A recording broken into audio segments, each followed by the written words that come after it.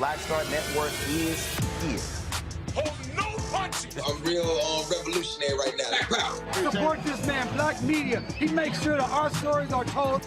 Thank you for being the voice of Black America, Roland. Stay black. I love y'all. All momentum we have now, we have to keep this going. The video looks phenomenal. See, this difference between Black Star Network and Black-owned media and something like CNN. You can't be Black-owned media and be scared. It's time to be smart. Bring your eyeballs home. You dig?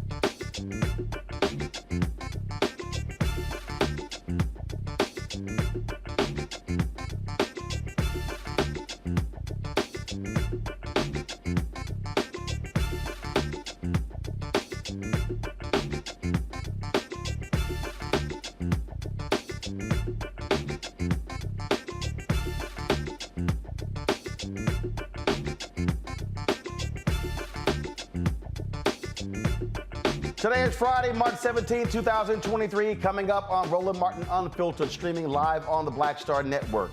The Republican-led North Carolina Supreme Court, they have reheard arguments from a redistricting case the court ruled on in December when Democrats were in the majority. If the state's highest court reverses this decision, state legislators will determine the electoral districts, shifting the political power in North Carolina. I'll talk to a North Carolina state representative about what this will mean for the Tar Heel state.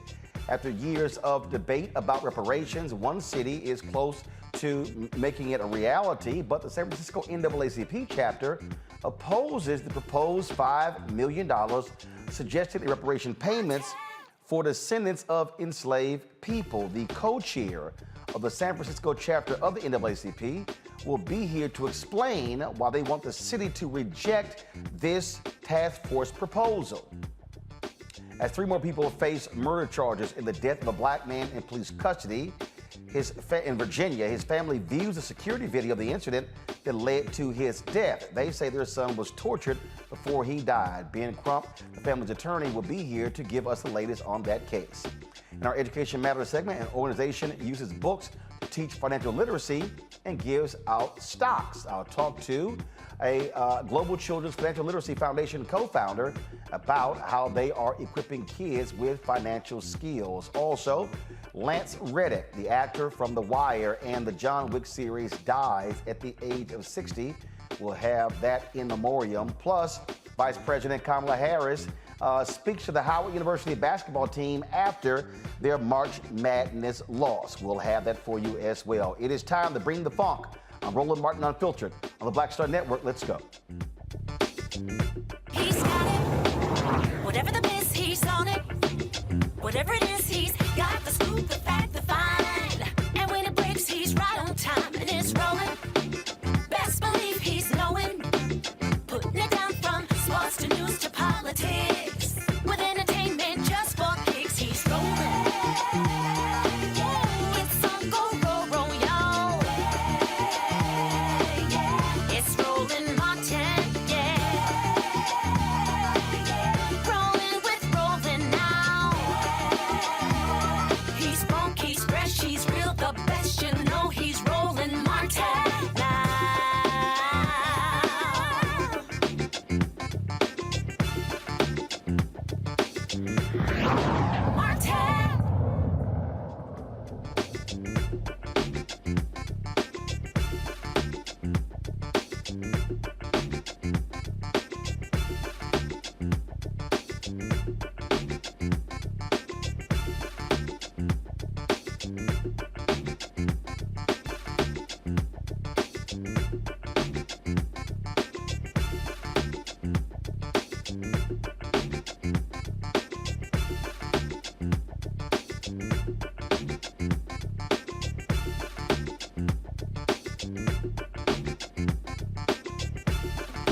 I have told y'all on many occasions why state elections matter. 2018, Sherry Beasley runs for re-election on the North Carolina Supreme Court for Chief Justice. She loses by 400 votes. Had Democrats won, they would have had a 6-1 majority on the state Supreme Court. Instead, they had a 4-3 majority because the Republican who ran against her won her seat. The person who ran for his seat, the Republican, won 4-3. What then happens in November 2022? One of those races, Democrat loses. Now the Republicans have a 4-3 majority on the Supreme Court. Why is that important? In December, with the Democrats controlling the state Supreme Court, they made 2 crucial rulings on voting rights cases. Here we are 4 months later, and Republicans want to reheat. Now, they made a decision. They made a decision. Now the Republicans want to rehear the cases. So if anybody tells you there's no judicial activism on the side of Republicans, that is 100% lie. This is a perfect example of the North Carolina Republicans rehearing cases that were just decided in December, y'all, 4 months ago. Why is this important? Because the Republicans in North Carolina, in the legislature, have been passing laws to limit black folks from voting. Let me go back. 2008, then Senator Obama wins North Carolina by 14,100 votes. It was one of the highest turnout elections in North Carolina history. Republicans said, oh, hell no. We can't have these black people voting like this here. Voter ID laws. Start closing polling locations. With the laws, what then happens? Numbers drop, states solidify power. More Mondays is launched. They're out there protesting. They start clawing back. They again get control of the courts. What do the courts decide? Racial gerrymandering. Rule against voter ID laws. This is how Republicans wield power on the state Supreme Court. And so now, they decided we're going to now rehear the cases. Now, the case also pending in the U.S. Supreme Court, Moore versus Harper, which shot down the state's legislative drawn congressional districts and those maps for being too partisan.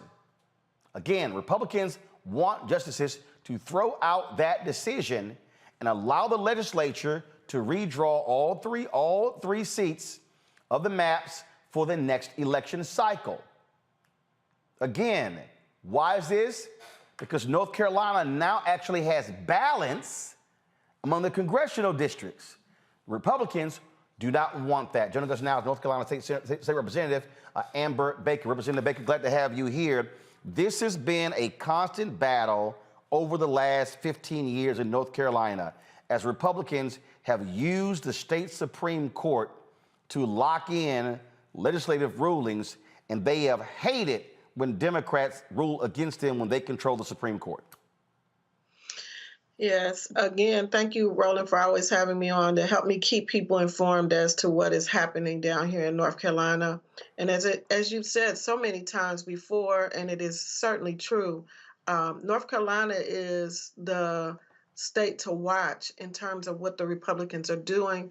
We're the litmus for the madness that they're trying to spread across of the United States. And as you said at the top of the hour, our state constitution provides a clause that says that we should have an opportunity to participate in free elections, and that any maps that are drawn for Congress and for the state House and Senate should be drawn in such a way that it allows our voters to participate in the process. And the way that the maps had been originally drawn did not do that. So the gerrymandered maps that they presented and tried to enforce was the reason that they lost the initial case. And so, as you said, these maps are not even 3 months old. That decision is not 3 months old. And no sooner that they got control of the Senate, and we are holding the House by 1 seat, they initially filed for these maps to be thrown out and to be given an opportunity to redraw them. And it is also critical to know is that concerning the maps, although we have a Democratic governor, the governor cannot veto the maps. So they are using the political kind of process to do this, and they're doing it through the Supreme Court. The other piece to mention is that one of the seated Supreme Court justices is the son of the Senate pro tem. So essentially, you have a father and son that are in control of 2/3 of our branches, the judiciary and the Senate on the legislative side.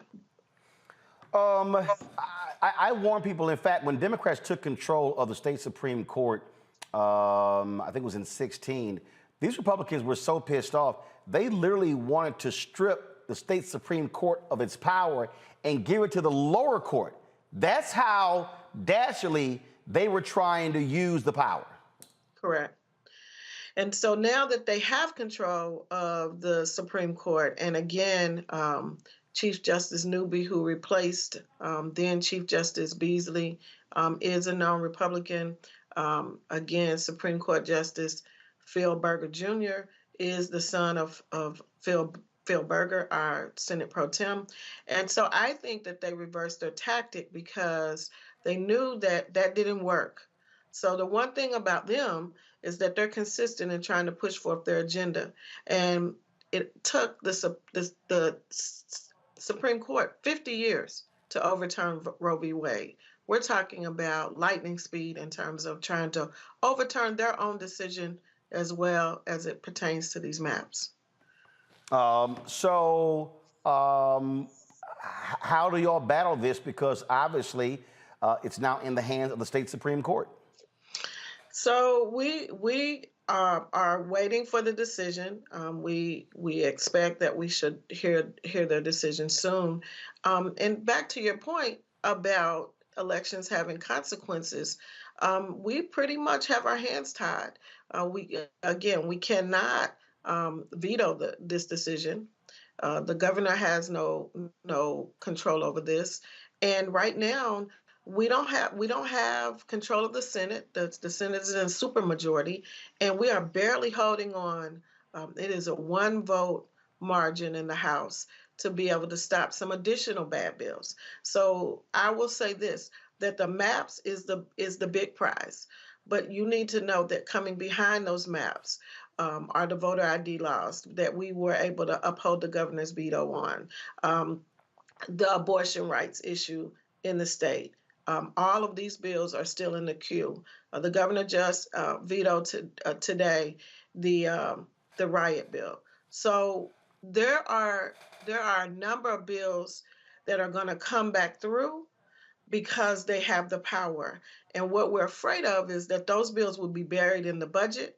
We were able to pass Medicaid expansion, and so we passed that outright. But I do think that buried in the budget will be many of these bills that will be companion bills that will continue the assault on our voters, on our Black people, and on continue to disenfranchise us as a group of people. Last question for you. When are there any legislative elections this year, or are they in 2024? They are in 2024, and so we file in December, and so we don't have any seats that will be contested in 2023. And what is how many seats do the Republicans control the Senate? On the Senate side, we have 60 seats over there, and it's 29 Democrats, so 41 seats. Wow. 41 seats. And are all of those seats up in 2024? They are. We run every 2 years. So everybody runs? Everybody runs. So in 2024, all 180 seats will be contested. We run every 2 years. So y'all have a 1-seat majority on the Democratic side, and they have so what? There are 60 seats in the state Senate. It is. Gotcha. And so 29 of them are Democrats. Correct. Got it. Okay. All right. We have 120 seats in the House side, and we only have 49 votes. Wow. All right then. Representative Baker, we appreciate it. Thanks a lot. Thank you. And Roland, thank you for wearing your Howard t-shirt. Shout out to our Mason. Well, I was looking for some Texas Southern gear, realized I didn't have any. They were the 2 HBCU teams that made the NCAA tournament. TSU Winston-Salem State made it. Huh? Winston-Salem State made it as well. Say it again? Winston-Salem State made it as well. Oh, okay. All right, then. Well, I do have some Winston-Salem State gear, so I'll rock them on Monday. I don't have any TSU. I've already told TSU that, so I said I'll wear the Howard stuff today, even though they lost the game, but we'll appreciate it. Thank you, sir. All right, appreciate it. Thanks a lot. Okay, All right, folks, bye-bye. going to a break. We'll talk more about this North Carolina issue when we come back right here on Roland Martin Unfiltered, the Black Star Network. Don't forget, if you're watching on YouTube, hit that like button, y'all. Also, download our app, Apple phone, Android phone, Apple TV, Android TV, Roku, Amazon Fire TV, Xbox One, Samsung Smart TV. You can also, of course, support us. Your dollars make it possible for us to do what we do. Checks and money orders. Go to P.O. Box 57196, Washington, D.C., 20037-0196. Cash App, $RM Unfiltered. PayPal, R Martin Unfiltered. Venmo is RM Unfiltered. Zelle is Roland at RolandSMartin.com. Roland at RolandMartinUnfiltered.com. And be sure to get a copy of my book, White Fear, How the Browning of America is Making White Folks Lose Their Minds. Available at all those bookstores, Barnes & Noble, Amazon, Target. You can also download your copy on Audible. We'll be right back.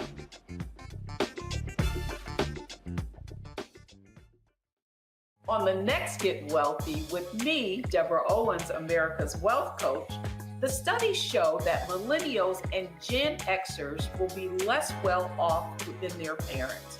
What can we do to make sure that we get to children younger and that they have the right money habits? Well, joining me on the next Get Wealthy is an author who's created a master playbook. Be willing to share some of your money mistakes, right? If that's what you have to lean on, start with the money mistakes that you have made, but don't just tell the mistake, right? Tell the lesson in the mistake. That's right here on Get Wealthy, only on Black Star Network. A lot of these corporations or people that are running stuff push black people if they're doing a certain thing. What that does is it creates a butterfly effect of any young kid who, wants to leave any situation they're in, and the only people they see are people that are doing this. So I gotta be a gangster, I gotta shoot, I gotta sell, I gotta do this in order to do it. And it just becomes a cycle, but when someone comes around and is making we don't do, they don't want to push it or put money into it. So that's definitely something I'm trying to fix too, is just show there's other avenues. You don't gotta be a rapper, you don't gotta be a ball player, you can be a country singer, you can be an opera singer, you can be a damn whatever, showing the different avenues. And that is possible, and it's hard for people to realize it's possible until someone does it.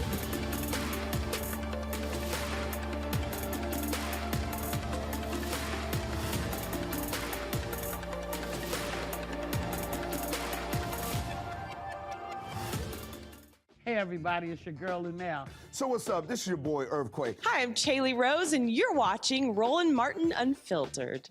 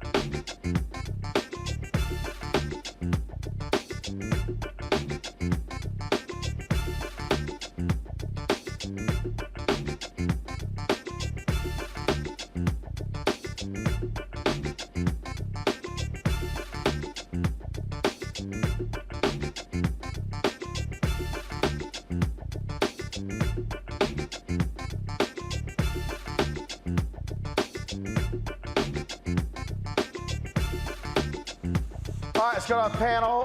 Matt Manning, civil rights attorney out of Texas. Also, Michael Imhotep, host of the African History Network show out of Detroit. Glad to have both of you here.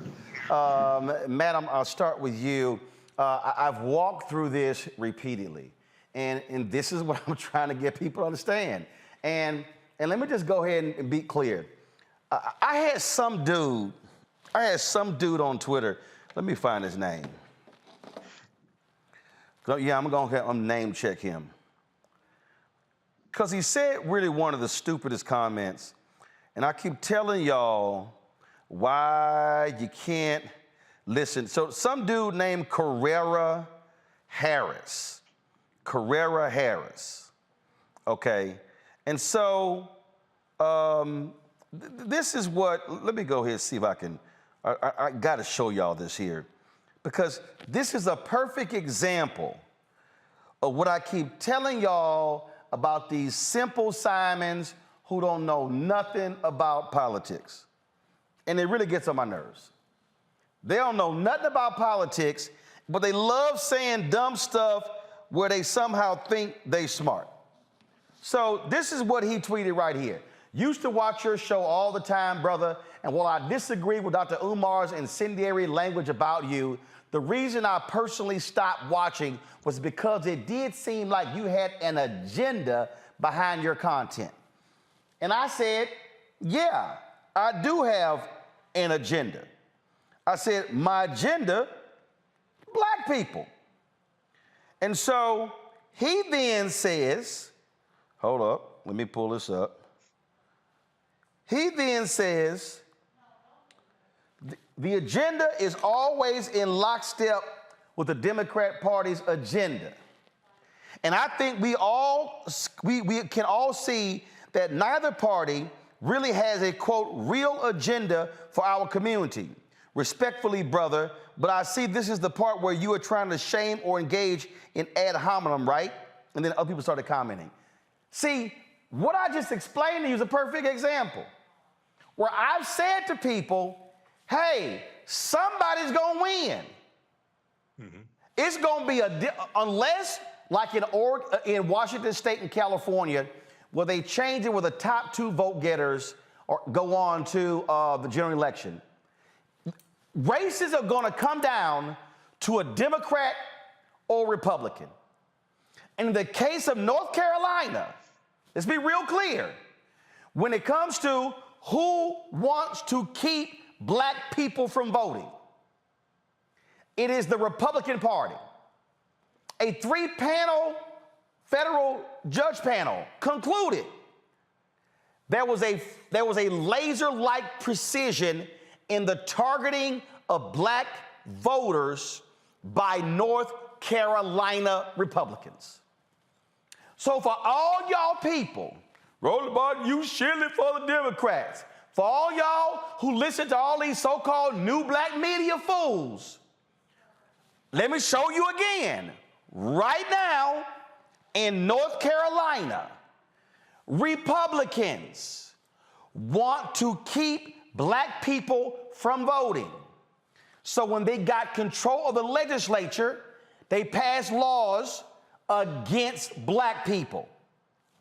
When they got pissed when Democrats, let me say it again, for all you simple Simons, when the Democrats took over the state Supreme Court, they ruled against racial gerrymandering.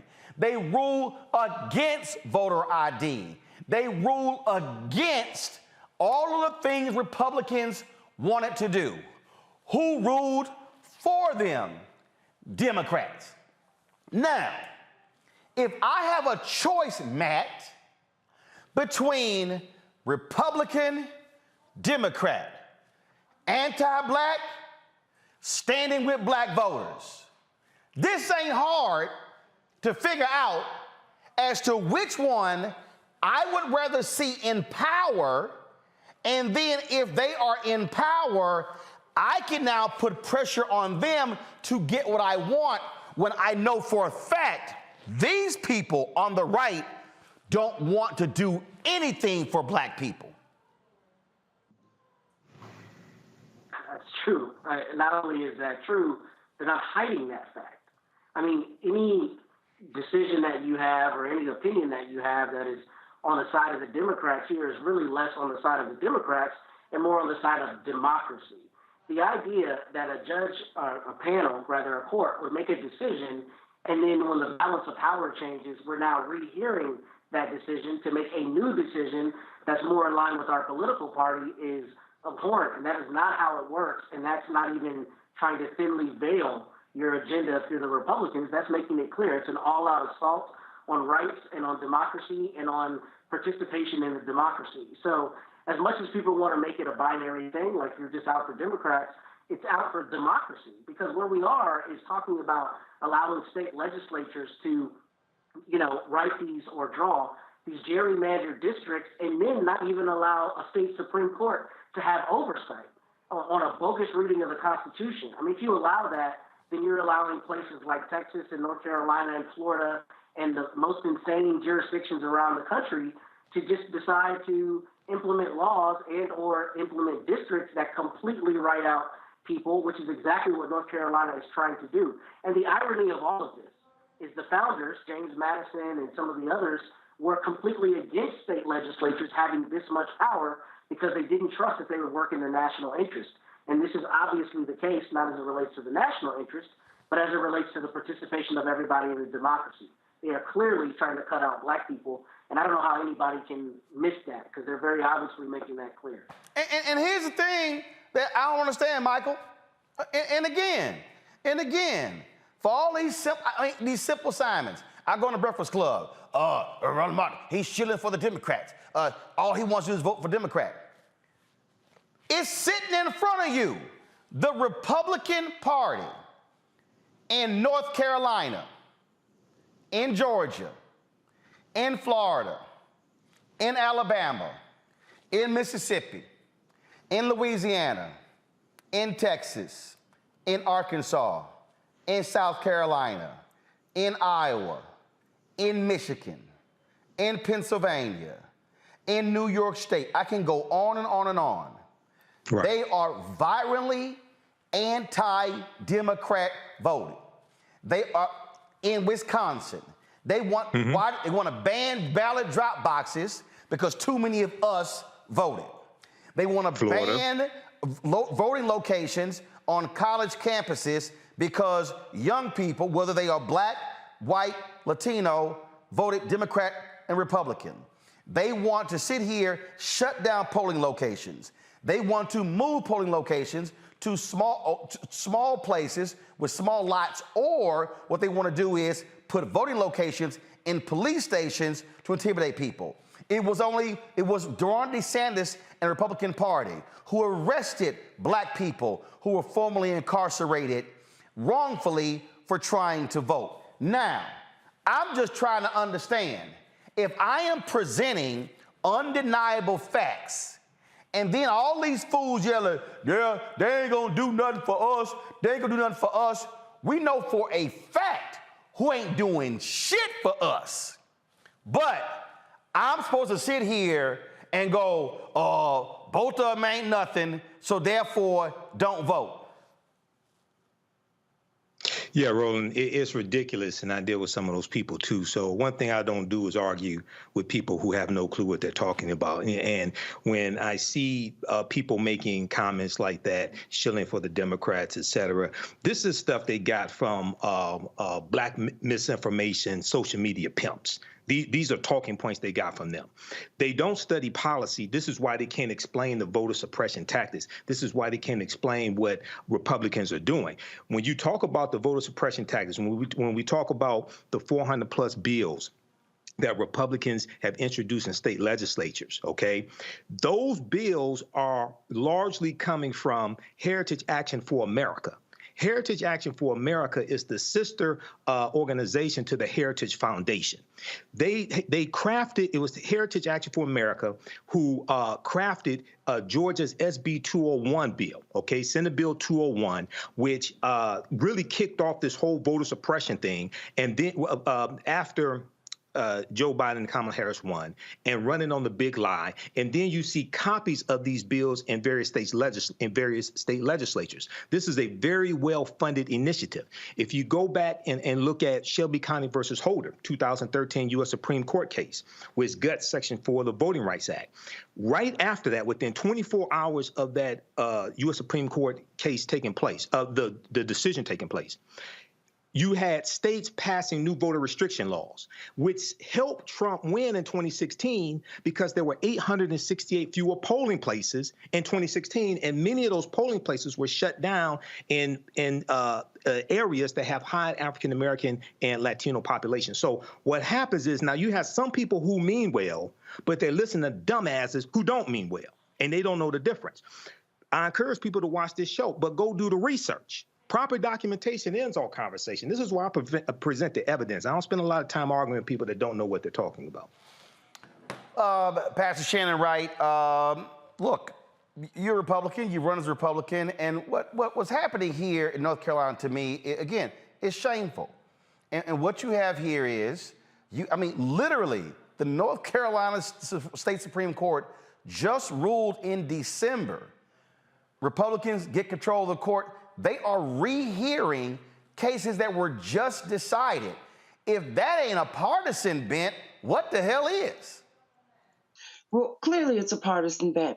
But, here's the thing. Political parties are to do just that.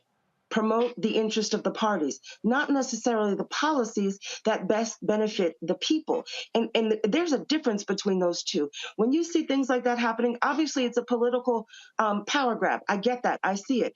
That's happening everywhere. But until people, as the gentleman said, actually educate themselves on the issues, on the laws, and on policies, and what benefits them and what doesn't, we're going to continue to see things like this. But in the case that was happening there in North Carolina, here's my problem. My problem is these people are specifically targeting black people. Federal judges ruled they were targeting black people. They changed the early voting rules in North Carolina after determining that 70% of black people voted early voting in North Carolina. So Republican North Carolina are undeniable. They are targeting black people. That, to me, is shameful and despicable. I would agree. I think any party, any place where you actually target people to say that the rights that folks shed blood, sweat, and tears to get to be able to vote, where you're going to try and play some gamesmanship to be able to take that right away is wrong, period. And they're mad because black people turned out for, they are mad because black people turned out in massive numbers for Obama in 2008, and they made clear, we ain't gonna let that happen again. Hold tight 1 second. I got to go to a break. You're watching Roland Martin Unfiltered on the Black Star Network. Back in a moment. When you talk about blackness and what happens in black culture, we're about covering these things that matter to us, speaking to our issues and concerns. This is a genuine people-powered movement. There's a lot of stuff that we're not getting. You get it, and you spread the word. We wish to plead our own cause. Too long have others spoken for us. We cannot tell our own story if we can't pay for it. This is about covering us. Invest in black-owned media. Your dollars matter. We don't have to keep asking them to cover our stuff. So please support us in what we do, folks. We want to hit 2,000 people, $50 this month, raise $100,000. We're behind 100,000, so we want to hit that. Your money makes this possible. Check some money orders. Go to P.O. Box 57196, Washington, D.C. 20037-0196. The Cash App is $RM Unfiltered. PayPal is R Martin Unfiltered. Venmo is RM Unfiltered. Zelle is Roland at RolandSMartin.com. Coming up on the next Black Tape, a conversation with Professor Howard W. French on his new book, Born in Blackness, covering 600 years of global African history and helping us understand how the world we know today is a gift from black people. There could have been no West without Africa and Africa. That's on the next Black Table with me, Greg Carr, only on the Black Star Network.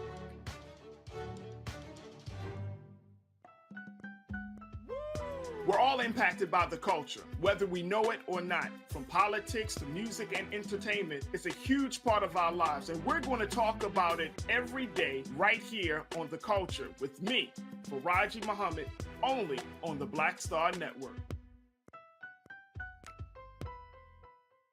Hi, I'm Eric Nolan. I'm Shantae Moore. Hi, my name is LaToya Luckett, and you're watching Roland Martin Unfiltered.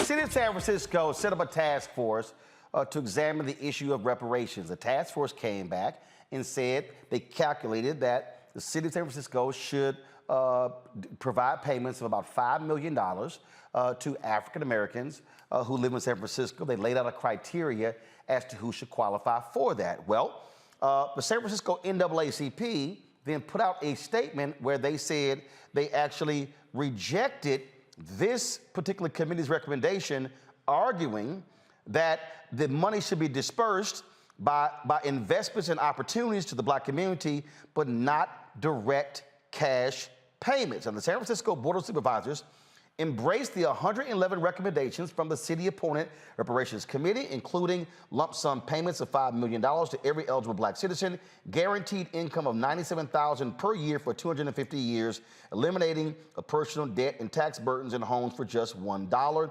The San Francisco Reparations Committee's final report is due on July 1st. Joining us now is the president of the NAACP chapter there, also a member of the San Francisco Reparations Task Force, Reverend Dr. Amos Brown. Doc, glad to have you on the show. So first, Thank you for the opportunity.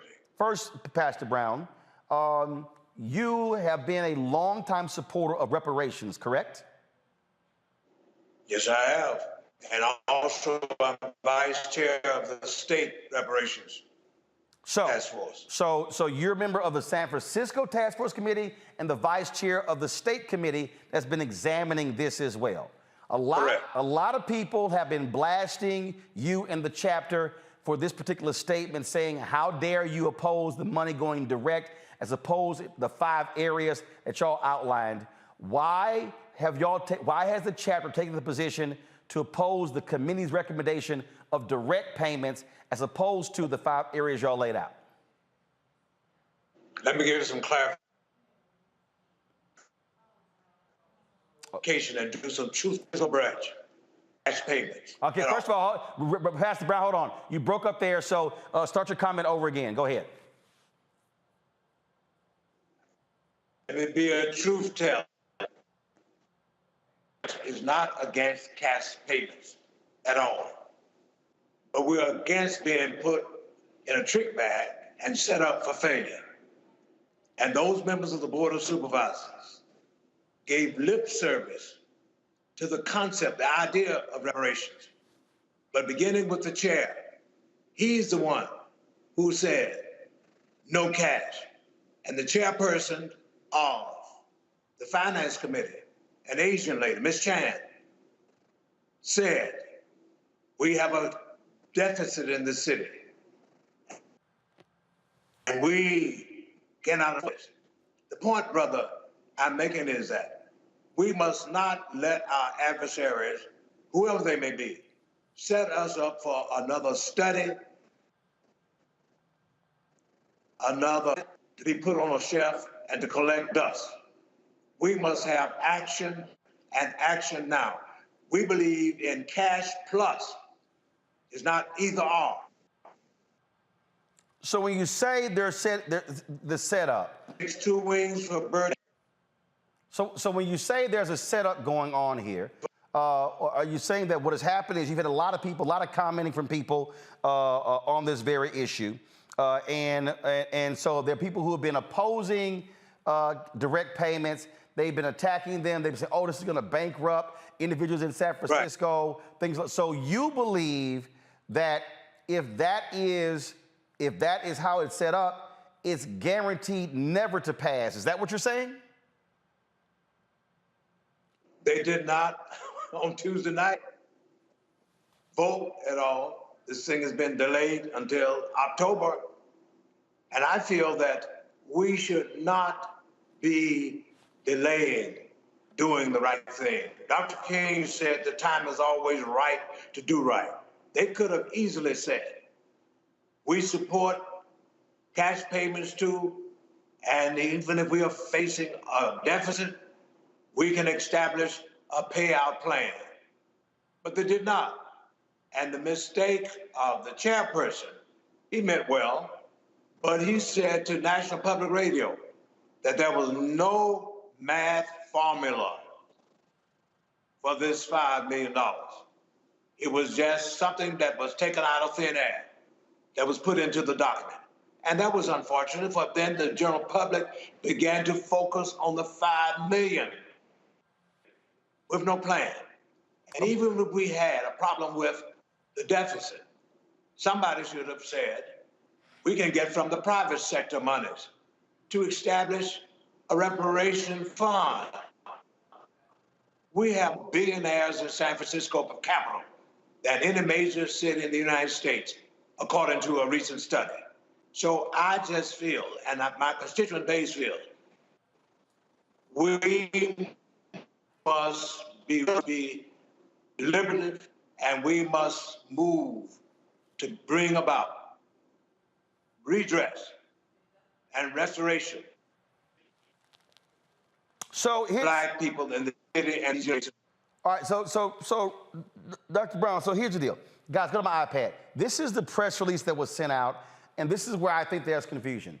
The press release says the San Francisco NAACP today called upon the Board of Supervisors to reject a one-time $5 million reparations payment to blacks, but instead call upon the city to make investments in 5 key areas to atone for a history of racism, discrimination, and mistreatment. Now, you say, and it lays out in here what those 5 are, and that is invest in education, economic empowerment, housing, healthcare, and Fillmore Heritage Center. Now, you said that you believe in payments and this. So again, yes. Okay. So, but the statement doesn't address payments, and so people assumed that was a misprint. Let me admit it. That was a misprint. That line was left out of there. That was a misprint. But the basic position, what I'm saying, Brother Roland, is we definitely support payment. But you got to have a plan. But okay, hold tight 1 second. Hold on, Reverend Brown, hold on 1 second. I've got to go to a break because I got to come back because you said it was a misprint. The problem is most people have ran with this press release and they are saying you don't support payment. But so let's go to a break. And it's also, let's get his signal fixed because you're going in and out. So we want to make sure that that's straight. And we'll come back right on Roland Martin Unfiltered on the Black Star Network. Hatred on the streets, a horrific scene, a white nationalist rally that descended into deadly violence. White people are losing their damn minds. As an angry pro-Trump mob storms the U.S. Capitol, we've seen shooting. We're about to see the rise of what I call white minority resistance. We have seen white folks in this country who simply cannot tolerate black folks voting. I think what we're seeing is the inevitable result of violent denial. This is part of American history. Every time that people of color have made progress, whether real or symbolic, there has been what Carol Anderson at Emory University calls white rage as a backlash. This is the rise of the Proud Boys and the Boogaloo Boys. America, there's going to be more of this. Here's all the Proud Boys, guys. This country is getting increasingly racist in its behaviors and its attitudes because of the fear of white people. The fear that they're taking our jobs, they're taking our resources, they're taking our women. This is white fear.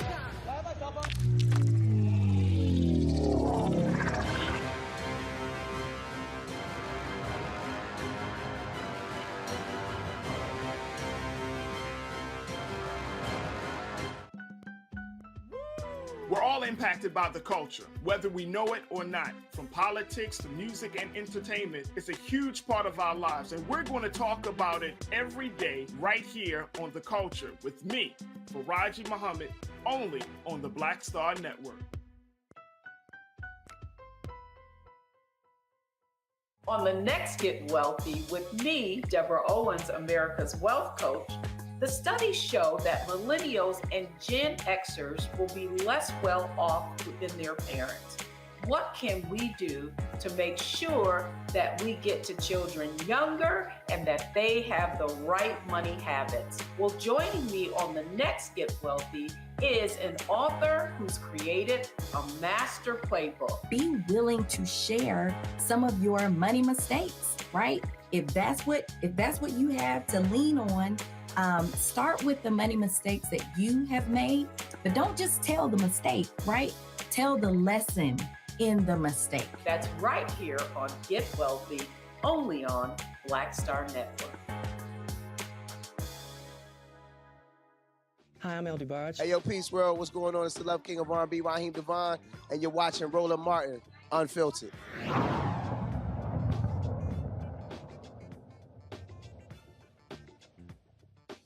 All right, welcome back to Roland Martin Unfiltered. So Pastor Brown, I just want to be clear. Go back to my iPad. The statement that was released, the headline says, San Francisco NAACP rejects $5 million reparations payment to blacks. And then it says it in the so you're saying that this statement that was released publicly, this statement is wrong. That's right. So the San Francisco NAACP supports direct payments plus investments to the black community. That's right. And in the 100 plus recommendations, some of the same things are listed. What we introduced in 2019. You see, I introduced the idea of reparations to this community. On the 30th of July, 2019, our national convention in Detroit, Michigan. So let there be no mistake about it. We support cash plus. And so the state, so you support the $5 million, but you also to individual African Americans, but you also want further investment in black institutions. Even the $5 million is not enough for the hell, the horror, and the hardship of our people. You can't put a dollar sign on the oppression, enslavement, and downright insult and assault to our humanity. So that was a mistake that was made there regarding our position. And I'm setting the record straight now that we cash payment plus subsidy programs. That's what we must have to turn things around for African Americans in this city. The median income for blacks in this town is $30,000 a year, but for whites, $110,000. Latinos and Asians, it's between $75,000 and $80,000 a year. We're at the worst level when it comes to education and achievement in the school district. We still have the challenge of not being able to get jobs and our fair share of contracts from the public and private sectors, even with all the infrastructure work that's now going on in this city. You don't see blacks handling this heavy equipment. They used to have us holding up signs to direct the traffic, but now you don't even see those jobs. We must understand that we got to approach things holistically, strategically, wisely, and not be cheapened when it comes to this issue of reparations. All right, so the next question. Do you believe that the San Francisco City Council is going to support $5 million cash payment? From what they said on Tuesday night, and I sat there until 9:30, almost 10 o'clock, down to the nose, gave these eloquent, flowery statements about our pain and what we deserve. But they said, we're not sure about cash payments. And in addition to that, one of the members, to be exact, Mr. Dorsey, the newest member on that board, this up for a vote before the citizens. So that kind of conversation,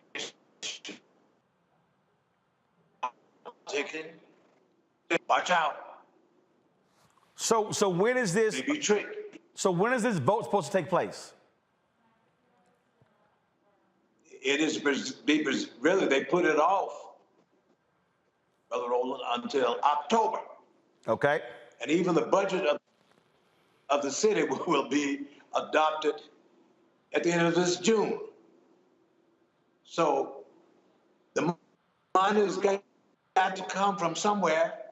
And this is the reason why there should be right now. So our people will not be misled. They will not be set up assuming that a check is going to be cut for them and cause us to be frustrated, angry, and sad again with disappointment. That's what our basic concern is. And it was unfortunate that this matter went out about the $5 million. The chair just said there was no mathematically, and also to say that this is just a figure that was thrown out there. Okay. All right. That's what makes it. All right, Reverend Dr. Brown, we appreciate you joining us. I wish we had a better connection. Thank you. It was difficult, but we got the gist of what you said. We appreciate it. Thanks a lot. Michael, I'm gonna start with you. First of all, this is going exactly like we've always said it was going to go. That the moment you begin to put numbers out there, you're going to then face resistance. This also was a big screw up by the San Francisco NAACP. So you put a statement goes out saying they oppose direct payments. It's in the headline. Everybody runs with it. They're blasting the NAACP. Now Reverend Brown has to come out and say, no, that was a mistake. And so the chapter needs to be reissuing a statement or something along those lines because this is what people believe. Yeah. So first of all, Roland, we talked about the San Francisco Reparations Task Force yesterday on Faraja Muhammad's show, The Culture, right here on your network, the Black Star Media Network. And I've been following what's going on with California and San Francisco reparations. There were over 100 recommendations that were given at this meeting that just took place on Tuesday. What's happened, and there's been a lot of reparations activists, as well as Dr. William Darity, who've been critical of this $5 million number because it's taken, first of all, it's unrealistic. It's totally unrealistic. San Francisco is dealing with a $728 million budget deficit over the next 2 years, okay? $5 million per, and there's about 50,000 African Americans in San Francisco. From what I understand, it's going to be, you have to be at least 18 years or older and meet some other criteria. And then it's also important to understand, in the state of California, race-based policies are illegal in the state of California. This is why the California Reparations Task Force, which Dr. Amos Brown also sits on, this is why they're going to distribute whatever they come up with based upon lineage as opposed to race, because they want to make sure it doesn't get overturned in court. Also, it's important to understand when you study the history of California, California does not have a history of slavery. They do have a rampant history of racism, housing discrimination, redlining, segregation, voter suppression, etc. So, just very quickly, Dr. William Darity in this article from the Washington Post said, calling for $5 million payout by a local government undercuts the credibility of the reparations effort. So, but here's the deal, though. There are people who disagree with Darity. So, I mean, and that's the point. You've got people who believe in it should be direct payments, others who believe in lineage-based, and that's the deal. You've got different factions all operating at one time. Roland, we need comprehensive reparations. The root concept. But here's the deal. There are some people who still believe in comprehensive, but also individual payments. I'm not against individual payments. What I'm saying is individual payments need to be realistic.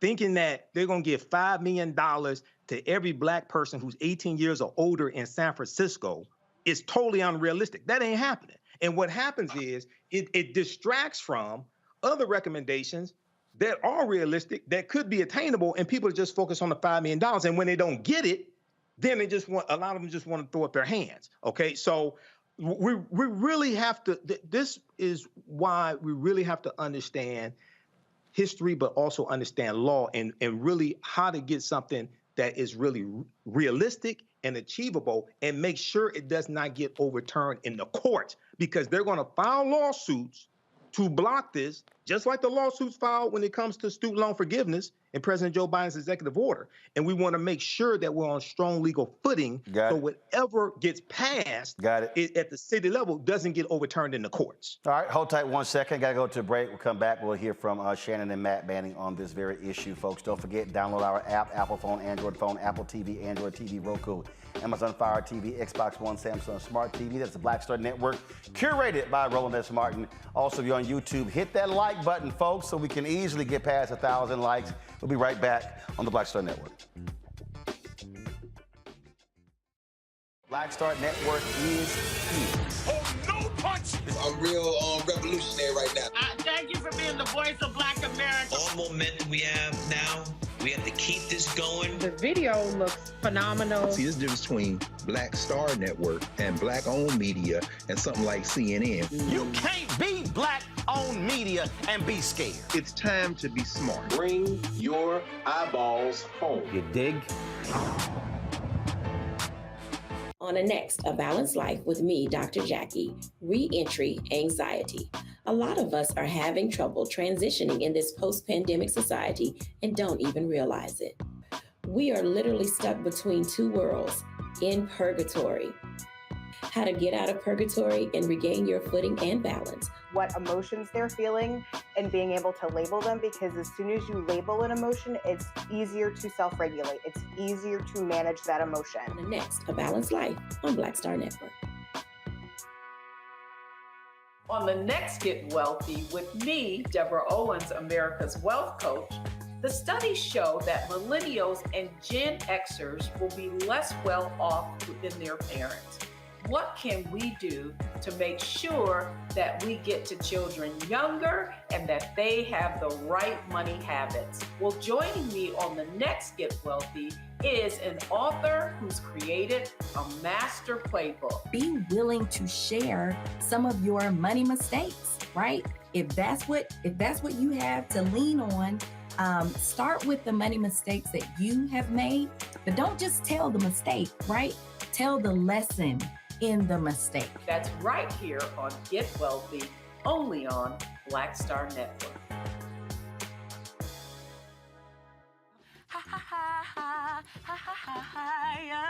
Hey, I'm Antonique Smith. What up, Lana Well, and you are watching Roland Martin Unfiltered.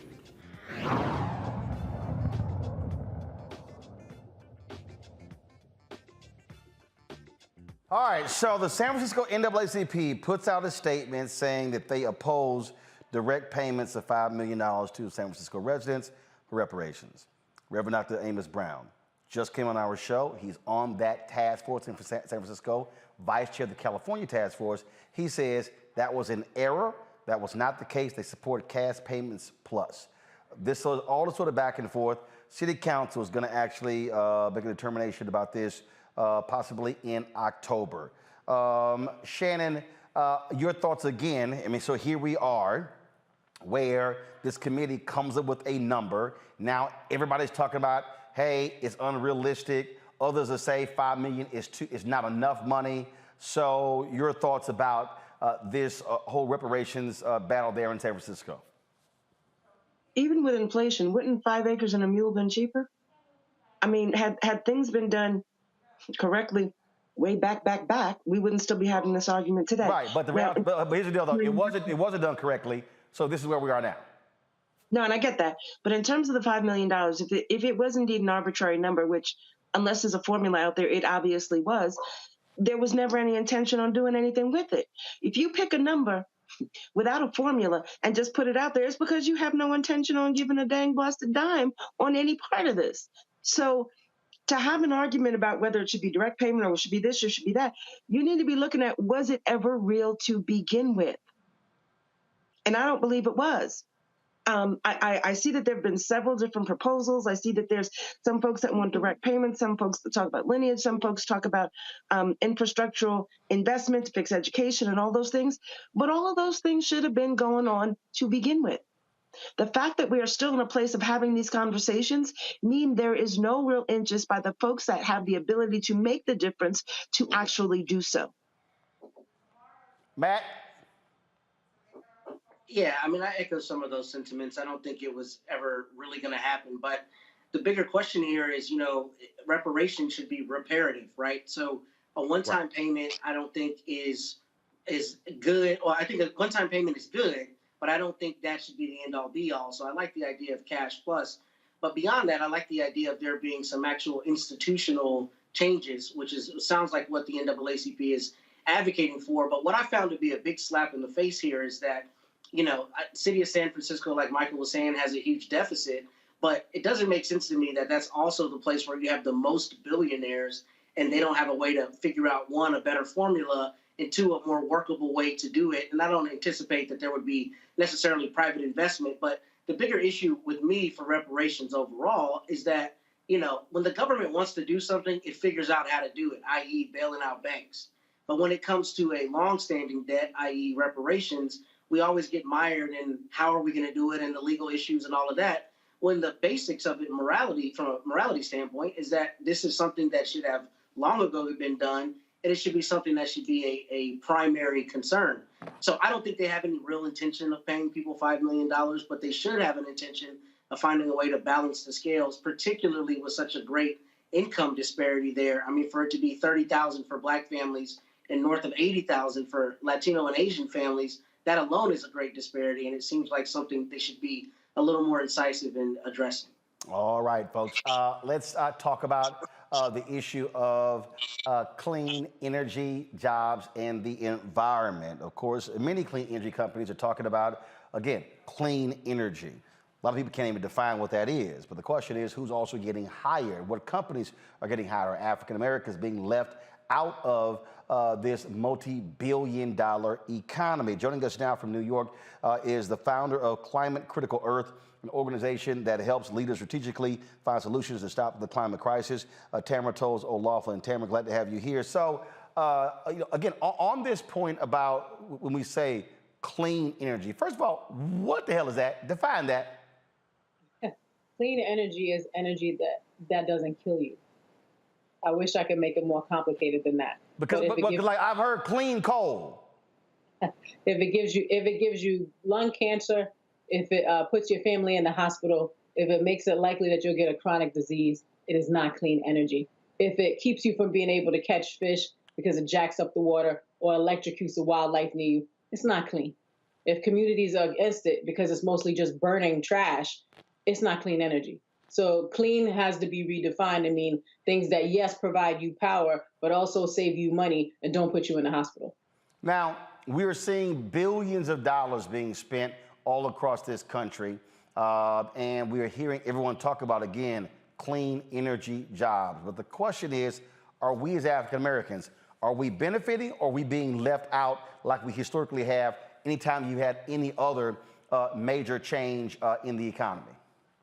Well, I hate to say something nuanced so early in the evening, but the answer is not, we don't know yet.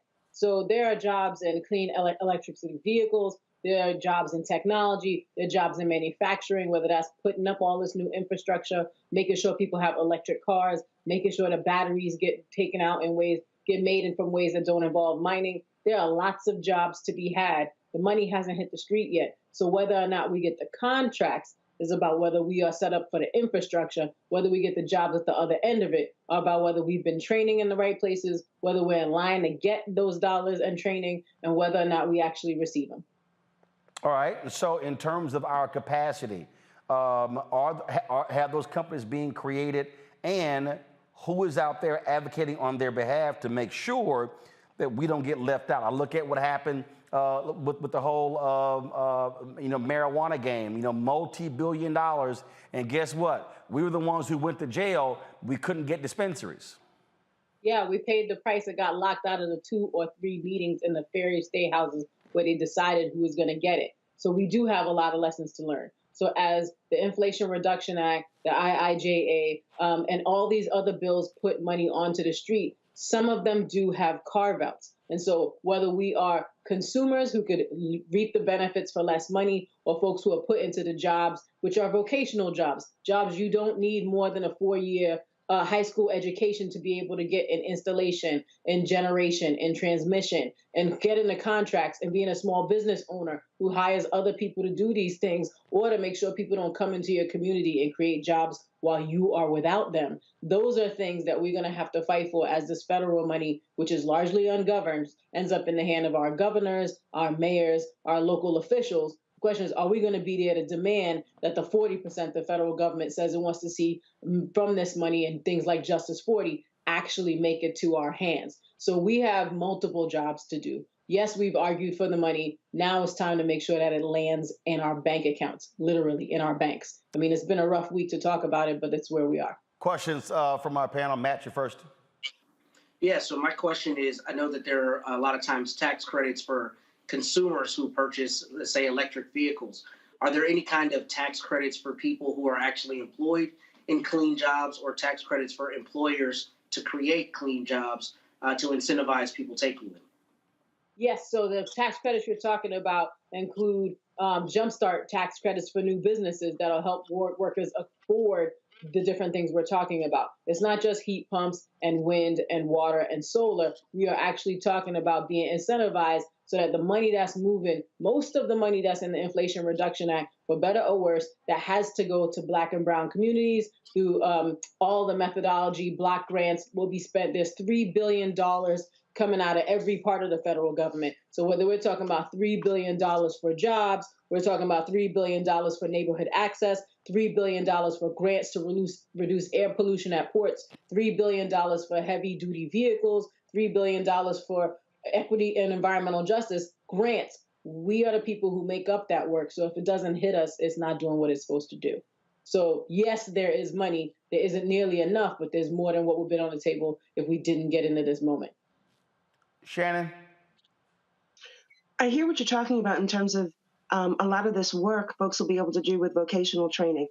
But when you look at being able to hire Black and brown businesses, specifically in our urban areas where we need more energy options, we got a lot of broken public school systems. Is there any talk or work about actually changing curriculum, actually improving the public education so that if a company decides to come to Baltimore, let's say, that there is actually a curriculum in the school system to be able to get these children work ready to be able to work in clean energy, to actually qualify for the jobs that are going to be coming? I wish that was someone else's job to decide. Those of us who live in community are the exact right people to ask these questions. The answer to curriculum happens at your school board meeting. So whether or not the kids are being trained for jobs that exist or jobs that are about to exist is a question of whether or not you are knocking doors, talking to your principal in the Department of Education at your local community space and talking to them about the fact that the high school education has to lead to a job a kid will actually want to get. So it's not up to someone else. That's actually on us. Let's see here. Michael. Hey, Tamara. Good to see you again. We both spoke last year at the Midwest Building Decarbonization Boy, ask your question. Equity Summit. So time running out. Ask your question. Okay, talk about African American owned businesses getting contracts when it comes to green energy, things of this nature, okay? Because that oftentimes is something that's left out of the equation. Yeah, so the $3 billion for environmental and climate justice block grants, Black businesses are in the best possible position to get that money because it's about community-led projects in disadvantaged communities, which are very fancy ways to talk about us, right? So flagging for all the reasons that in the last segment you were talking about, avoiding using the magic words, these are dollars that are earmarked for our use. The $3 billion in neighborhood access and equity grants is about transportation access. There are no communities in the history of America other than our indigenous siblings who have ever been involved in more transportation-related harms than anyone else. So we are at the front of the line. The question is, do we have enough businesses to be able to absorb it? The answer is yes. Are we going to be in the middle of the conversation where we're making sure other folks don't swoop in, borrow our cousins, uncles, brothers, and sisters for a commercial, and then take away the money from our communities? also up to us. All right, then. Okay, so if folks want to get more information about this, reaching your organization, where do they go?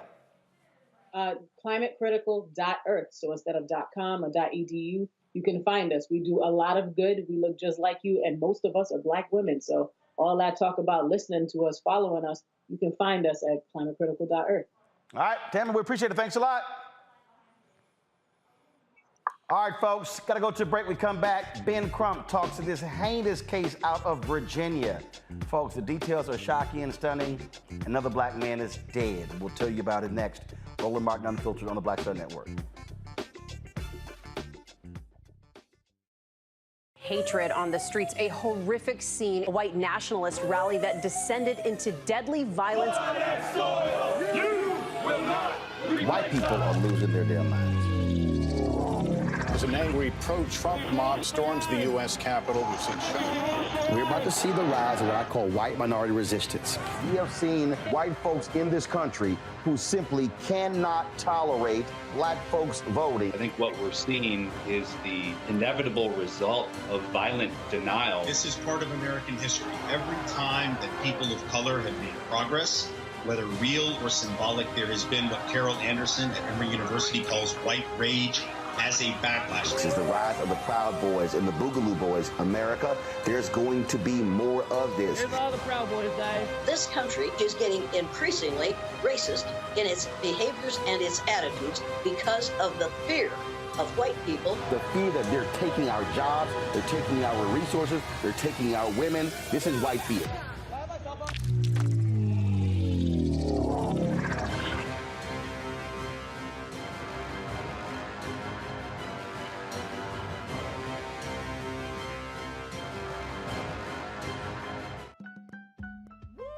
We're all impacted by the culture, whether we know it or not. From politics to music and entertainment, it's a huge part of our lives, and we're going to talk about it every day right here on The Culture with me, Faraji Muhammad, only on the Black Star Network.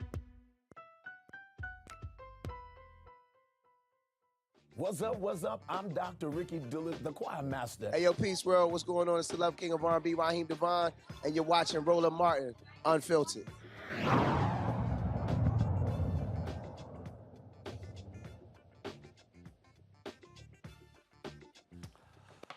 Folks, a shocking case out of Virginia. A Black man goes to a mental hospital and he ends up dead.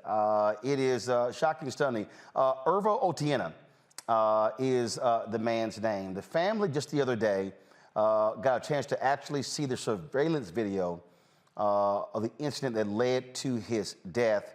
And it is shocking and stunning. His parents describe what they felt watching this 12-minute video. Good afternoon, ladies and gentlemen. My name is Caroline Ouko. Irvo Otieno is my son. Irvo was 4 years old when we came to the United States. Irvo went to kindergarten here in the United States, proceeded to Tuckahoe Elementary School and Freeman High School, and then went on to college in California. Irvo is as American as apple pie. This is what he knows. This is home for him. And when you're home, you are in a community. We live in a community. We have friends. This young man you see here had a big heart. Irvo was the guy that his classmates drew to. When they needed someone to talk to, he was the listener. My son was tortured, to put it right. I saw the torture. There is no way that Henrico County sheriff deputies were on him. 7 people, 7 officers on one man. And all this started when my son went to hospital on the 3rd. And that evening, he was taken to jail, whisked from the back of the jail into the hospital. Those 3 days at Henrico County Jail, wa a horror. You heard his mom there describe what happened, folks. He was handcuffed, shackled, pinned to the ground by deputies, and was suffocated. So far, 10 people have been charged with second-degree murder in his death, including 7 Henrico County Sheriff's deputies and 3 hospital employees. Joining us right now from New York is Ben Crump. Ben, glad to have you. This is just, I mean, unbelievable. And what the mother described is just crazy. First of all, why was he actually admitted, and how long? What happened to cause him to be admitted to this mental hospital? Yeah, and Roland, I would let you know from the onset, I'm in the car in New York City, and I'm with the parents of Tyree Nichols sitting in the background of the car, and we were talking about Ivo in Richmond, Virginia, killed in the jail there in Henrico County. And we also today were in Memphis, Tennessee, talking about Gershon Freeman, killed in Shelby County Detention Center. Both of them were having mental health crisis, and they were in the jail, and both of them were naked. Both of them needed a helping hand, and both of them ended up with a death sentence. The video we saw in Richmond, Virginia, my investigator Kareem and I and the family, was just horrific, because Roland Martin, if ever, police officers should know not to put their knee on anybody's neck. It's after George Floyd. But you see in this video where there were, I guess, about 15 sheriff's deputies and hospital personnel in there. He is handcuffed. He has leg iron on. He's face down. And so you scratch your head, because it boggles your mind why they felt the need to use such excessive force on him by putting the weight of those 7 officers on him with a knee on the neck for over 11 minutes, Roland Martin, and charging those officers with second-degree murder, that they literally smothered him to death. So, and this took place exactly when? This took place on March 6th, about a week ago. And we saw the video, and the prosecutor is very similar to Tyree Nichols. Let the family see the video first, the videos, I should say, and then the federal authorities are gonna, I guess, watch the video, and then she's gonna make the determination, the citizen is gonna make the determination when they're gonna release the videos. Wow, this is, again, just really just unbelievable. And again, it goes to show you what happens to African Americans, whether they're in police custody, whether they're in jails, or whether they're in mental hospitals. Exactly, Roland. And, you know, how many more of these videos do we have to see before we can get this George Floyd Justice and Policing Act bill passed? You know, my heart is heavy as I'm sitting here with Rovon Wells and Rodney Wells in this car, thinking about, why did their son have to be a sacrifice to hopefully get this legislation passed? Now we have Ivo Antino. He died in Richmond on video. We're going to see that. We saw the video in Gershon Freeman in Memphis just today. How many more videos do we have to show the American government before they know and finally recognize we have a problem with policing in America? Indeed, indeed. Ben Crump, we certainly appreciate it, man. Thanks a lot. God bless, Roland. And give our best to Tyree Nichols' family. Thanks a lot. Thank you, Roland. Shannon, it is, I mean, these things, it's over and over and over again. And when you hear a lot of these Republican legislators who say, oh, we don't have systemic racism, we don't have systemic bias. I mean, these are just things that actually just happen, but they just keep happening to black people. It just keeps just happens to black folks. So I'm gonna take the politics out of this, because this ain't a political thing. This is a folks that don't look like us, not willing to understand, acknowledge, or deal with the fact that racism does still exist. Do we want to think that I raised our children not to see color? My husband and I both. But that's not the world that we live in. So again, politics removed, all folks that don't look like us, I believe, have an issue of understanding the sensitivity, the culture, and just stop being racist. I spoke at a panel, and it was a political forum, and they asked, how do we change the perception of the racism and rampant racism? I said, okay, it's real easy. Stop being racist. Come to the hood. Don't come and talk. Come and listen. We don't have communication. There are some well-intended folks that really don't see themselves as being a part of the problem, but they are. And then there are those that know they're a part of the problem and are happy to continue to be that. We have to get to a place where we can acknowledge that there is racism and address the root cause why, and then just kind of, fix it. Because again, one of those issues where we're still here talking about it, it still exists, whether you want to acknowledge it or not. But the thing here, Michael, is you can't remove the politics, because the politics comes in when you're trying to fix the problem. And we know for a fact, as Ben Crum said with the George Floyd Justice Act, that was Republican Senator Tim Scott who stood in the way. Democrats were on board. It was Tim Scott and Lindsey Graham. They could not get 8 other Republicans in the Senate to move. It died. Well, not only that, Roland, when it passed the House of Representatives in March of 2021, it passed by a vote of 220 to 212. 212 Republicans voted against the bill, including the black ones. So no Republicans supported the George Floyd Justice and Policing Act. You can't get past the politics on this. Now, one of the problems I would argue is that they need to talk about the white people who are unjustly killed by police and flip the script on Republicans and box them in.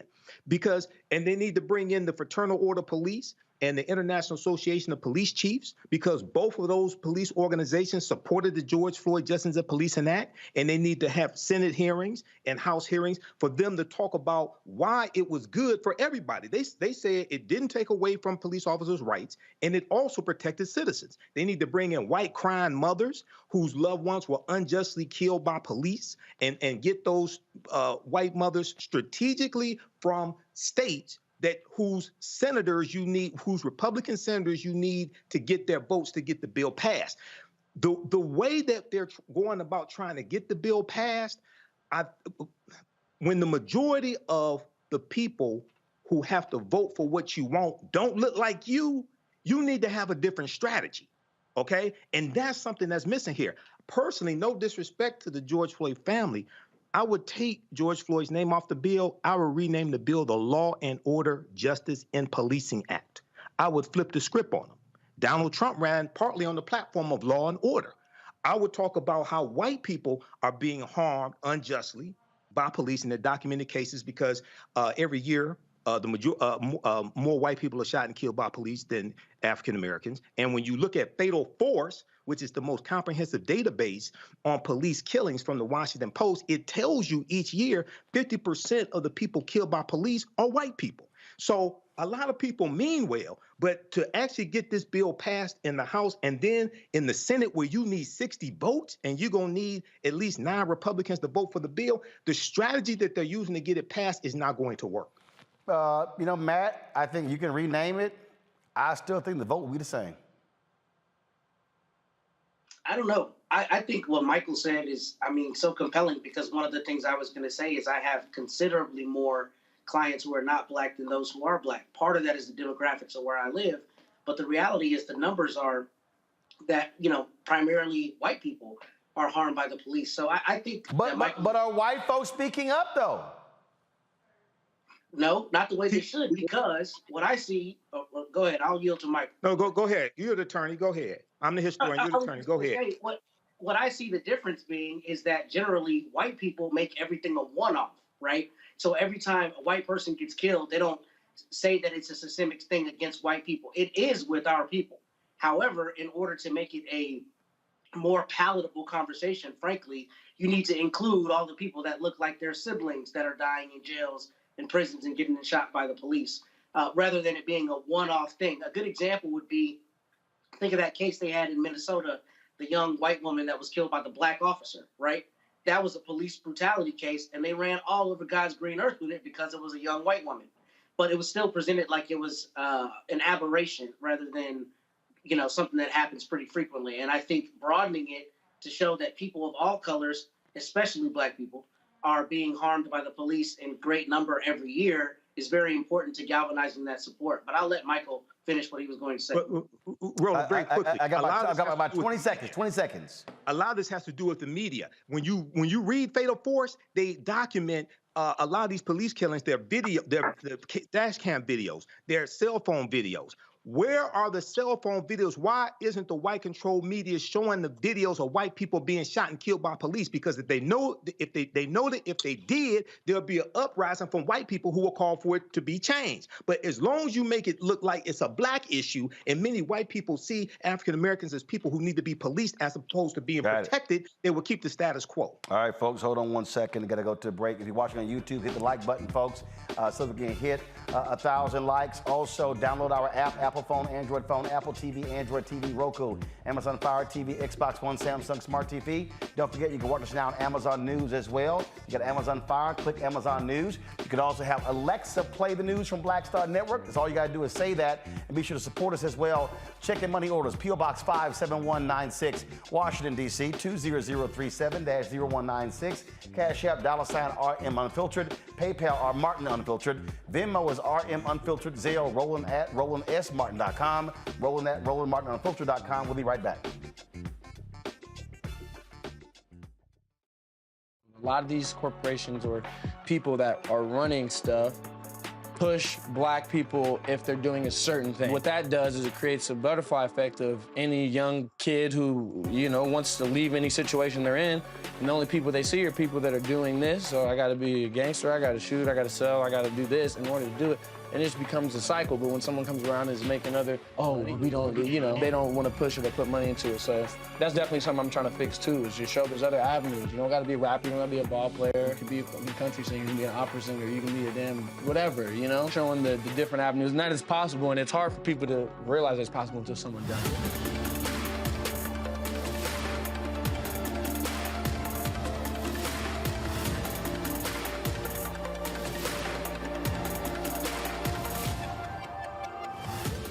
Deborah Owens, America's Wealth Coach, and my new show, Get Wealthy, focuses on the things that your financial advisor and bank isn't telling you, but you absolutely need to know. So watch Get Wealthy on the Black Star Network.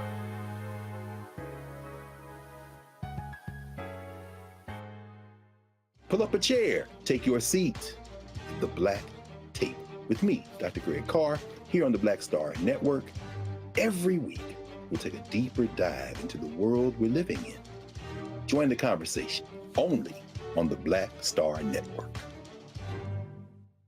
Hi, I'm Vivian Green. Hi, this is Essence Atkins. Hey everybody, this is your man Fred Hammond, and you're watching Roland Martin, my man, Unfiltered.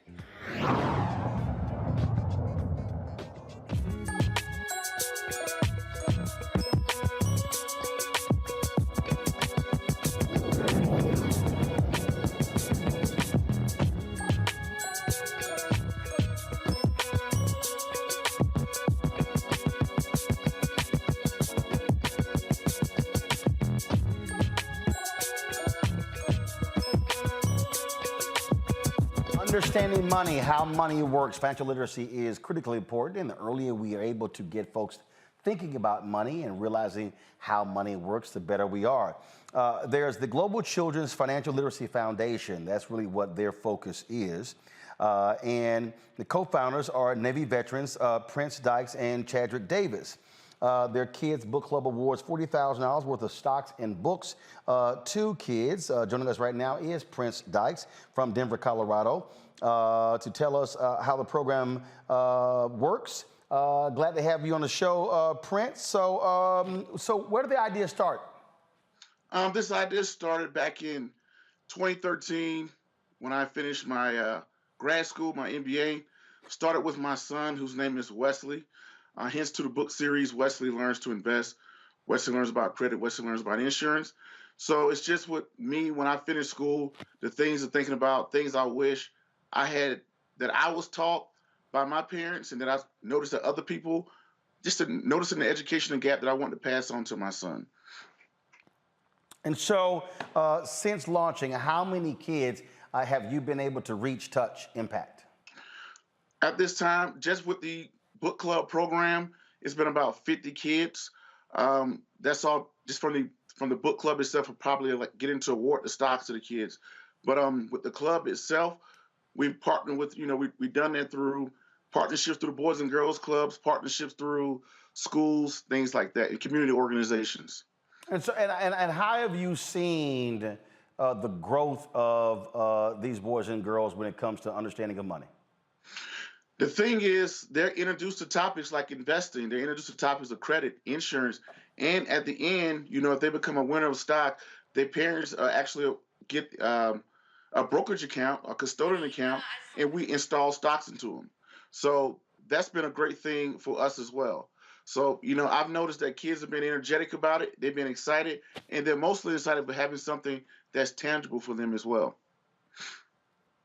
So, one of the things that we often see is that we repeat the sins over and over and over again because, frankly, in many of our families, we aren't talking directly about money when we are younger. Are you also seeing the parents of these children now become a lot more smarter when it comes to money, how they handle, how they make decisions? Yes, when parents are awarded, once parents have that custodian account for their child, most parents have the tendency to go out and want to purchase more stocks for them. But I'm not going to sit here and paint a pretty picture for you, Roland. It's been a struggle. I've seen some parents who who haven't taken the interest into it. I've seen some parents who may have had backgrounds to where they're not allowed to get into it and things like that. But that's a deeper problem that we are slowly addressing. But, some parents are just not into it. But we try to, like Frederick Douglass said, it's better to train a child, to fix a broken child versus to fix a broken adult. Something along those lines. I kind of paraphrase there. Gotcha. Questions from our panel. Shannon, you're first. This is awesome. I love what you're doing. I think the whole financial literacy, the book club, and expanding on that is really great. So how do we, if folks are interested in what it is that you're doing, how do they reach you to help you expand your program into other urban areas where it's needed, which is pretty much everywhere? Yes, please feel free to reach out to me, Prince, Prince,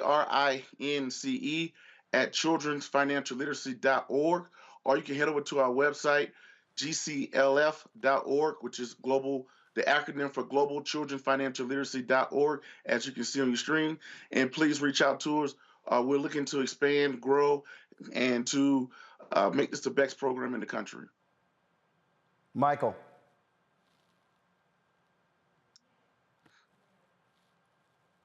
Michael, you're on mute.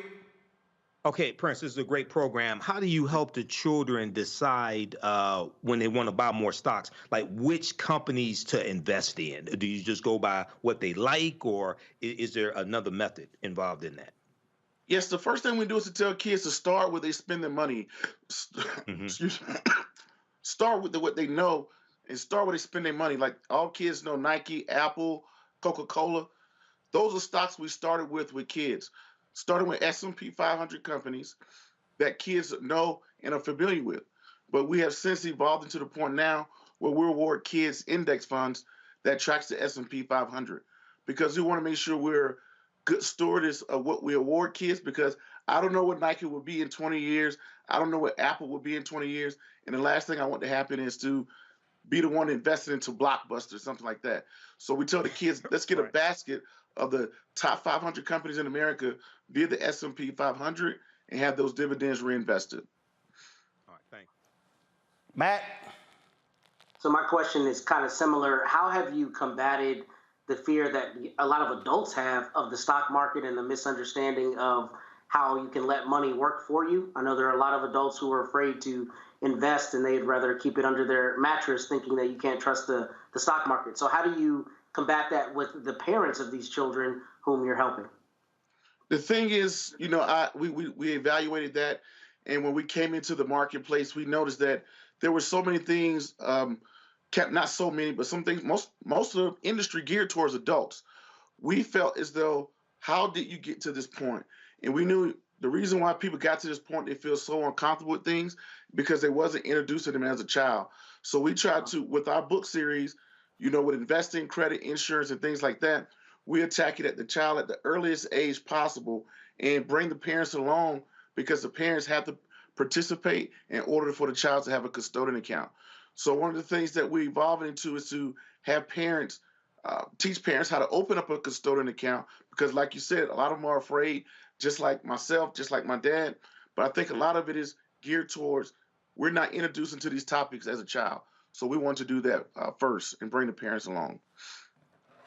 All right, then. And what is your goal? Let's say 5 years. What do you want to be 5 years from now? My ultimate goal, 5 years, for every kid, when they walk into kindergarten, they have an investment account. We don't want to wait until a child turns 18 years old. Nothing wrong with that. Everybody gives them scholarships. They flood the gates with them with scholarships and grants, loans, things like that. How about we reallocate those resources to kindergartners? So our ultimate goal is when a child walks into kindergarten, they have a funded investment account. Every year, they get a financial literacy course. So giving them financial literacy with an investment account when they turn 18 years old. So now when they get ready to go off to college, to school, anything like that, this is something that can help them. And they feel like this is not just a pie in the sky theory. This is something that's tangible to them that they had since they were a child. All right, then. All right. Where can people reach out and get more information from you? Feel free, you know, Prince at childrensfinancialliteracy.org. My name is Prince Dykes. You can follow me or reach out to me on Instagram. Shoot me a DM there. But the best way to reach out to us is follow our website, as you can see here. Follow us on LinkedIn, Facebook, YouTube, Instagram, and feel free to reach out if there's any way you would like us to help you or that we can help you as well. All right. Help us or help you. All right, Prince, thanks a lot. Roland, thank you. All right. Folks, you see I'm repping Howard University. Of course, they made March Madness. Unfortunately, they lost to the #1 seed Kansas Jayhawks, 96-68. Vice President Kamala Harris, graduate of Howard University. She was in the stands watching the Bison perform. This was the first time they had made March Madness since 1992. So it's been 31 years. And so, of course, Howard folks, what's wrong, Matt? You're shaking your head. What's wrong? First, we had the flyest jerseys in the whole tournament, but just proud to see alma mater doing well as always. Gotcha. Well, trust me, I'm right there with you because we lost in the first damn round. I don't know how in the hell Texas A&M lost to Penn State. We were a 7 seed, they were a 10 seed. But after the game, Vice President Harris did have opportunity to speak to the Bison in the locker room. You guys are so good. You guys are so good. You played hard. You played to the very last second. You made all us Bisons so proud. You hustled out there. You are smart. You are disciplined. You put everything you had into the game. And you know, that's what it's about, right? Until the last minute. You guys did that. You didn't stop until the last second. You did not stop. And that is so inspiring. So you keep playing with chin up and shoulders back. Because you showed the world who Bison are. Right? I mean, literally what you have done is in historic proportion. You know, I was at Howard back in the day where we were just happy that there was a game, much less getting to this place, right? And I see Bison literally all over the world, and we've been talking about you, this team, you all, this team, this year, this team. You make us so proud. So I know you may not be feeling great right now, okay? But know who you are. You are excellence. You are hard work. You are powerful. And you are winners. All right? So please know that. Please know that. And I'll see you later.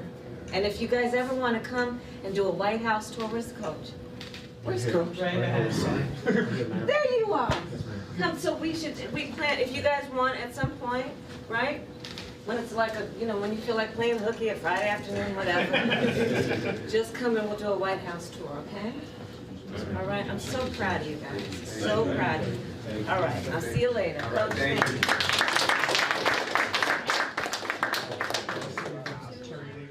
Well, normally, Shannon, the winner of March Madness gets to go visit with the president, but when you're the vice president of your school, what the hell, you get to make a trip too. I ain't mad at it. I got nothing. Everybody's talking about, I keep trying to say, take politics out. I am a Republican. She is Democrat, but I ain't mad at it. These young folk are our future, and to encourage them and let them understand at an early age that you have goals, you have dreams, you have outcomes you may want. It doesn't always happen, but as long as you can do it and do everything you do with decency and in order, it's time to keep the head up, shoulders back, and keep it moving forward. I ain't mad at it. And I'm Virginia State, by the way, not Howard. Just saying. I mean, we could be talking about Virginia State. I mean, I would have liked that a little bit more. I'm just saying. Did y'all make the tournament? Go Trojans. I don't care. Did y'all make the tournament? Go Trojans. I take the answer is no. You didn't make the tournament. So, yeah, okay, I thought so. All right, I got to go to a break. We'll be back. Roland Martin Unfiltered on the Black Star Network.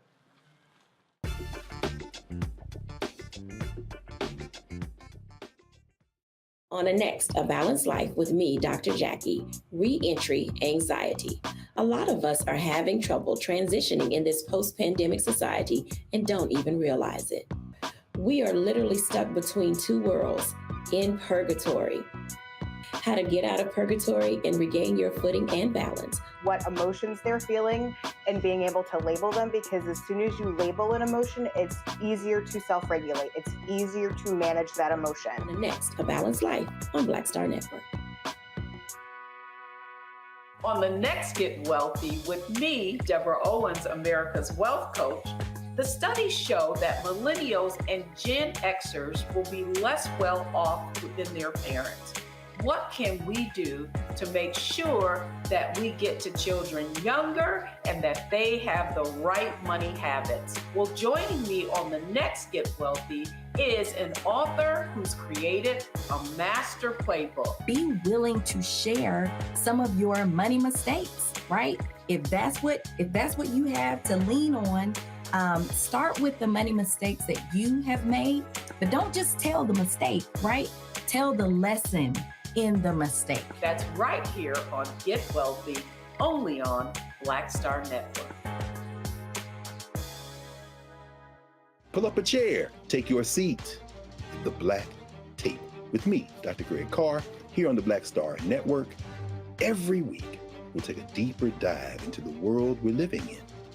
Join the conversation only on the Black Star Network. Hi, I'm Vivian Green. Hi, this is Essence Atkins. Hey everybody, this is your man Fred Hammond, and you're watching Roland Martin, my man, Unfiltered.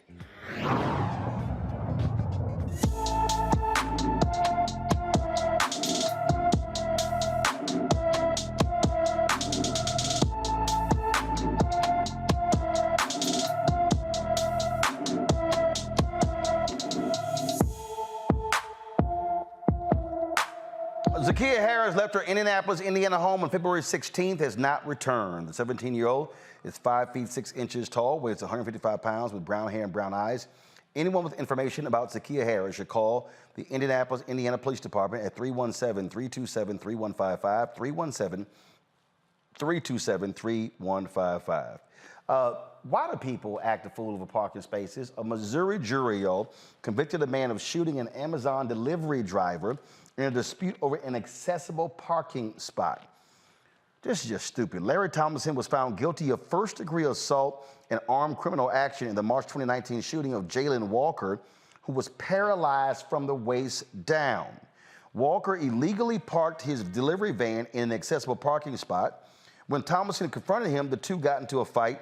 Thomason then pulled out a gun and shot Walker in the back. Thomason will be sentenced on May 1st. I never understand these people, Matt, who you act a fool, you do something, and now your ass going to prison over something silly like a parking spot. Yeah, this is insane.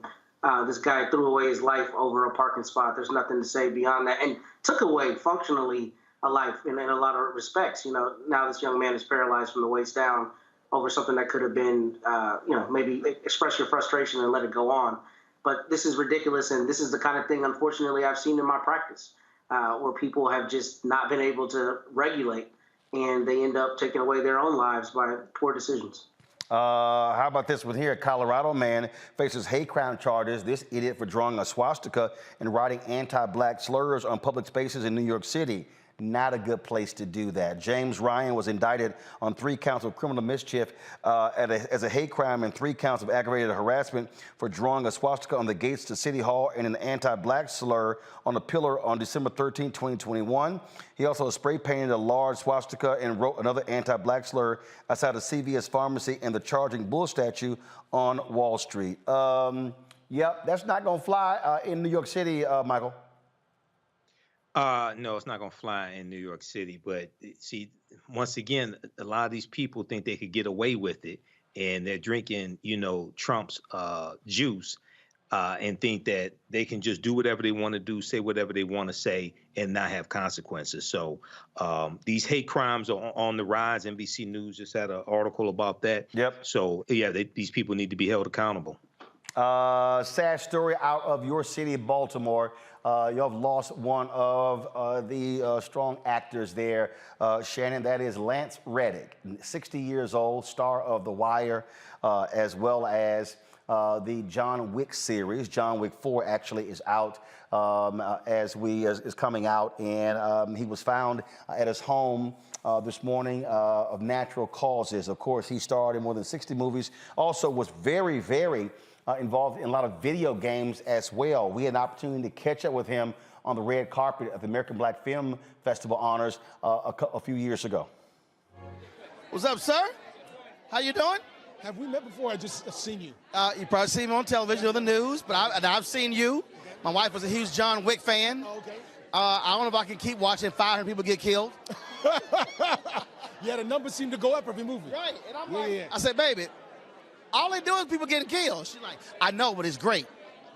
Like, she's a crazy John Wick fan. Oh, got it. Well, I hope she likes my character, too. Oh, no, she'll enjoy this interview, because I'm talking about, like, owns all 3 Blu-rays. Got it. Yes. And then recorded on the cable. I said, you own the Blu-ray. Yeah, but that's if I want to look for the Blu-ray. Okay. Got to ask you this question. Okay. One nice honorees, the great Lou Gossett. Your thoughts about Lou Gossett? Wow.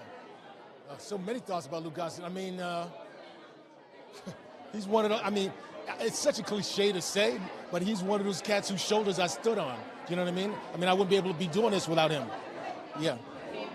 One of the, but also, he hasn't stopped. He's still acting. Yeah. It's so funny. You know, I the last thing I remember seeing him in was Boardwalk Empire, and man, he killed it. Yeah. Well, I'm glad that they're honoring him, so he gets to feel all of that love that's going to be in the room tonight. Yeah, I agree. So it's going to be pretty good. What you got going on? What's next for you? I just wrapped a movie called One Night in Miami that's based on a play. It's Regina King's first film that she's directing. I'm about to start another film. Unfortunately, I can't talk about it yet. It's all good. And we just wrapped the 3rd season of Corporate, which is a show that I do on Comedy Central. And then later on this year, we're going to go into the final season of Bosch on Amazon. Okay. Well, good luck with it. We'll be seeing you in all of that. And I'm sure my wife was saying, waiting for John Wick 4. It's a pleasure. It's an honor to meet you, sir. Absolutely. I appreciate it. Thanks a lot. Thank you. Indeed, a great actor, Shannon. Absolutely. You know, you mentioned The Wire and John Wick. I am a John Wick fan. Everybody in my household was a John Wick fan. And the one with the puppy and, motivating the revenge. And it's not just killing. There's actually story there. And his character has a lot to do with the story. But, it's awesome to see folks that don't forget where they're from and give back and invest. And it's sad when we see them leave too soon. Indeed. 60 years old, Lance Reddick. passed away. Matt, Michael, Shannon, we surely appreciate it. Thank you so very much. I'll see y'all again, folks. I got to go. I'll see y'all Monday right here on Roland Martin Unfiltered on the Black Star Network. Off to Dallas, my youngest sister's getting married, Zena. So I'll be, I've been put to work. I'll be videotaping the wedding. I've been doing that for the longest. It's all good. I'll see y'all on Monday. Holla!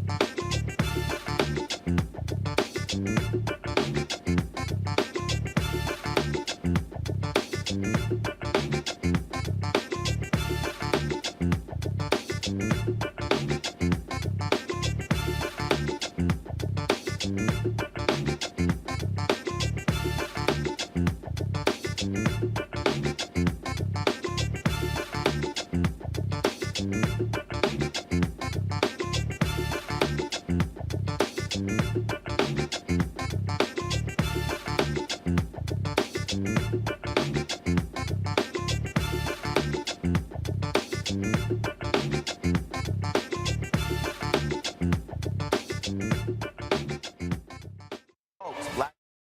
is here. I'm real revolutionary right now. Support this man, Black Media. He makes sure that our stories are told. Thank you for being the voice of Black America, Roland. Stay black. I love y'all. All momentum we have now, we have to keep this going. The video looks phenomenal. See, there's a difference between Black Star Network and Black-owned media and something like CNN. You can't be Black-owned media and be scared. It's time to be smart. Bring your eyeballs home. You dig? Pull up a chair, take your seat. The Black Tape with me, Dr. Greg Carr, here on the Black Star Network. Every week, we'll take a deeper dive into the world we're living in. Join the conversation only on the Black Star Network. Hi, I'm Dr. Jackie Hood Martin, and I have a question for you. Ever feel as if your life is teetering and the weight and pressure of the world is consistently on your shoulders? Well, let me tell you, living a balanced life isn't easy. Join me each Tuesday on Black Star Network for A Balanced Life with Dr. Jackie. We're all impacted by the culture, whether we know it or not. From politics to music and entertainment, it's a huge part of our lives, and we're going to talk about it every day right here on The Culture with me, Faraji Muhammad, only on the Black Star Network. I'm Deborah Owens, America's Wealth Coach, and my new show, Get Wealthy, focuses on the things that your financial advisor and bank isn't telling you, but you absolutely need to know. So watch Get Wealthy on the Black Star Network.